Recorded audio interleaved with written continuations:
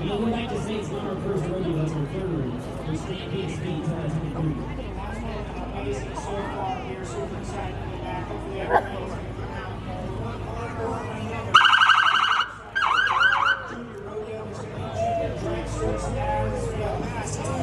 Went out there and got on board. It's adrenaline, it's speed, it's action. The only difference is 8 seconds is twice as long as it takes a top fuel dragster to get down the racetrack. That's right, you know, get down the racetrack in 3 seconds, top of 330 miles an hour. There's just nothing else we can talk about more than horsepower. Horsepower, willpower, music power, console power. You know what? The real part of it is, I don't think